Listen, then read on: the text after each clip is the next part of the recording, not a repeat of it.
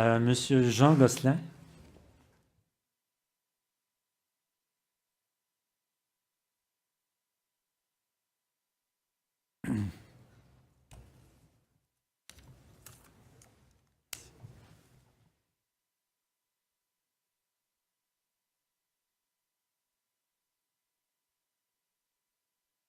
Alors, bonsoir, Monsieur le Président. Bonsoir, monsieur. Je pense que personne ne l'a fait, mais bienvenue à Lévis, toute l'équipe. Alors, c'est fait. Vous êtes bien aimable. Pour débuter, en fait, je vais me présenter. Je suis Jean Gosselin, je suis agriculteur et membre de la PAF. Vous avez vu Madame Lamonde précédemment, je n'ai pas besoin d'en dire plus. Je pourrais débuter en vous lisant le titre de la presse du 2 février. Juste le titre. Seulement que le titre. Puis après ça, va être vous arrivez avec votre question? Oui. OK. 2 février 2015. Pipeline Saint-Laurent, ouvert en 2012, est déjà rouillé.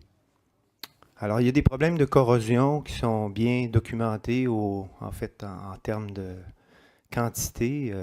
Très souvent, la compagnie a eu à intervenir pour excaver et réparer dans plusieurs régions, à plusieurs moments, etc. La compagnie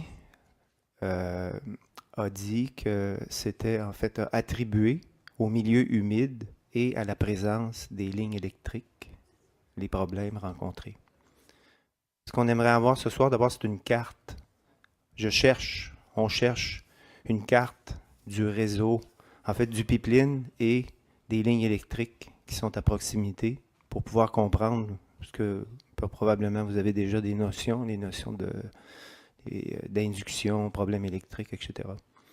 Alors ça, on ne le trouve pas sur le site. Je ne sais pas si vous pouvez nous indiquer ou trouver cette ressource.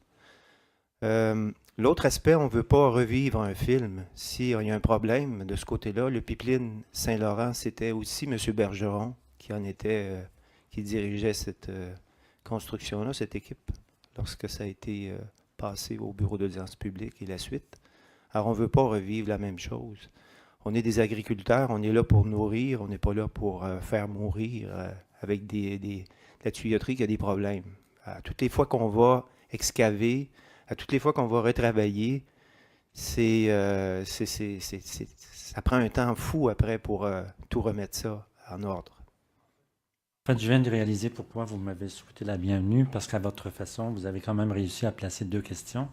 J'en prends juste une, Oui. parce que l'autre fera l'objet vraiment d'un thème majeur pour lequel la Commission a énormément de questions sur le thème de la corrosion.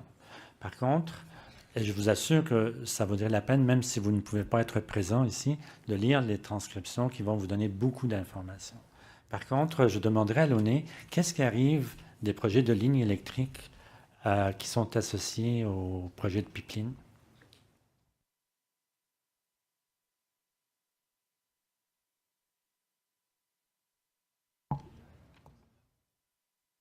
Donc, la question d'intégrité est aussi une question très importante du point de vue de l'Office. Il n'y a aucun doute là-dessus.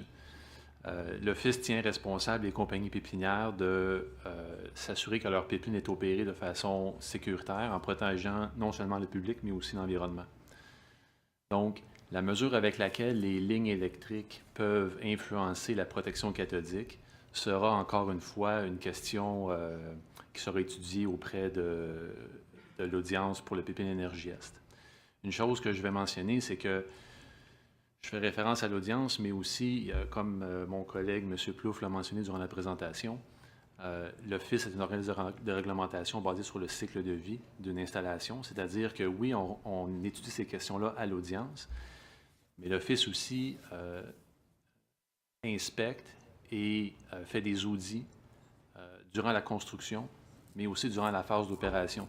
Donc, si le pipeline devait être approuvé, construit et mis en opération, l'Office s'assurerait que TransCanada ou Oléoduc Énergie Est surveille son pipeline de façon très serrée pour s'assurer que s'il y a des indices de corrosion, que ces instances-là soient corrigées le plus rapidement possible.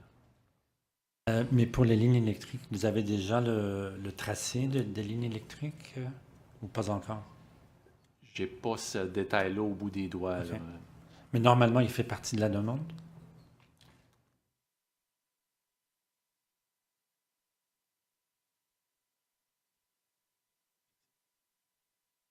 Monsieur Nous devrons Bergeron? vous revenir là-dessus, Oui. sur la question des lignes électriques. D'accord, vous allez nous revenir là-dessus. Monsieur Bergeron, est-ce que vos tracés de lignes électriques sont déjà prêts?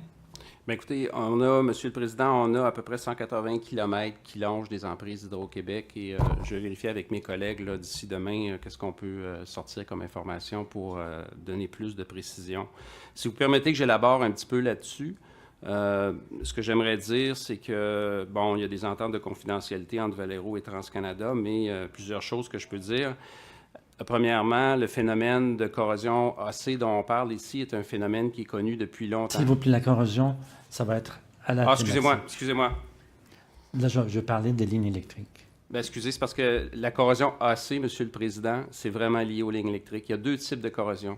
Vous avez la corrosion traditionnelle, qui est une corrosion qu'on contrôle avec la protection cathodique, mais vous avez aussi, lorsque vous êtes le long d'une emprise d'Hydro-Québec avec des lignes à haute tension, vous avez un phénomène qu'on appelle de corrosion AC, qui est complètement différent. Donc, si vous voulez, je peux répondre là-dessus ou on peut revenir plus tard, là, mais... C'est plus tard. D'accord. Alors, voilà. Ben, il manque la carte, mais ça Il va être à manque la la carte. Ça sera à la carte. Ben, c'est-à-dire, oui, oui. tout Non, à fait. mais suggestion à la commission, puis je ne veux vraiment pas abuser, mais pour nous, c'est crucial. Cette question-là est vraiment fondamentale. On s'en va vers un pipeline qui va avoir, M.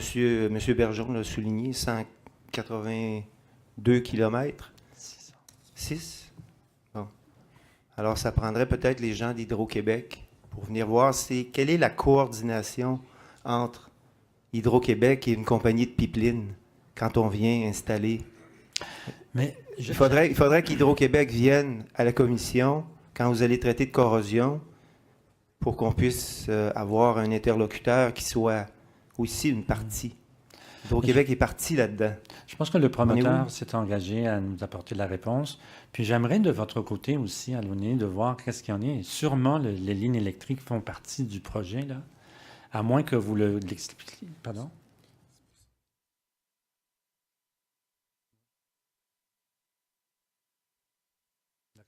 Faites de la vérification quand même, là. D'accord. Et on vous revient là-dessus. Merci. Merci beaucoup. Oui.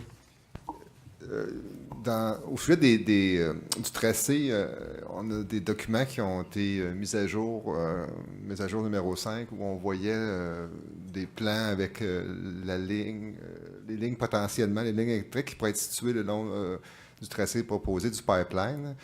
Bien entendu, là, je n'ai pas en tête la codification exacte des documents, mais il y a moyen d'avoir dans le tracé du pipeline, là, à quel endroit le pipeline serait adjacent des lignes à haute tension, donc d'Hydro-Québec. Donc, il y a moyen d'avoir l'information, notamment dans la mise à jour numéro 5.